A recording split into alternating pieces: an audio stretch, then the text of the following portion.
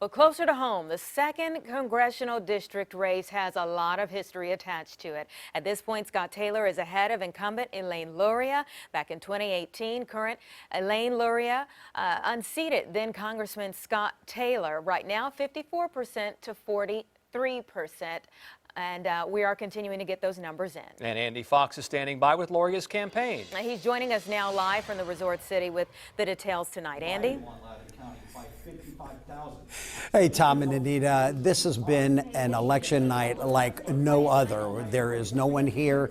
We have a Luria campaign sign here. We don't have the candidate here. It's our understanding that she's still in her house. Now, I want to explain to you the dynamics of what we're doing. We now have Scott Taylor ahead by somewhere around 19,000 votes based on votes that were made today in the polling places. But there is 198,000 votes of early voting that have not been counted in the entire 2nd district, which is more than just Virginia Beach.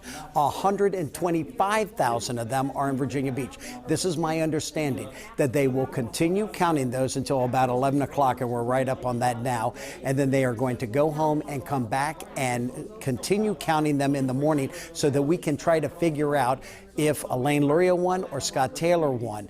Now, what we know is that at some time in the future, and we are getting conflicting word about this, sometime in the future, immediately or a couple of days, we will get those results given to us, and then we will be able to piece together more who won, Scott Taylor or Elaine Luria. This is no surprise. We thought that we'd be going well into tomorrow and the next day trying to figure out who won. That's the latest from Virginia Beach. Andy Fox, 10 on your side. Thank you, Andy. And Brett Hall is joining the Taylor campaign as the results roll in. He joins us live right now from the Westin and Town Center. So, Brett, what is his campaign saying now?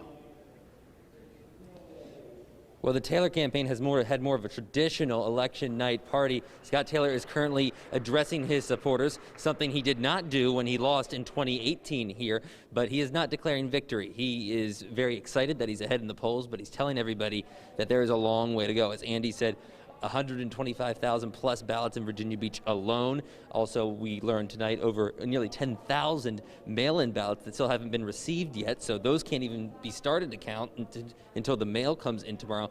And an interesting fact, there's 4 municipalities that are in this district that have completed their absentee canvass preliminarily, and those are Poquoson, Northampton, Accomack, and the city of Williamsburg.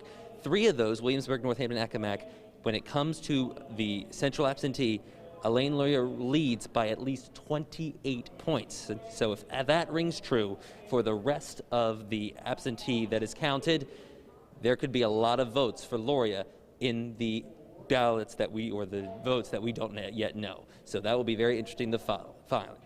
We're live in Virginia Beach. Brett Hall, 10 on your side.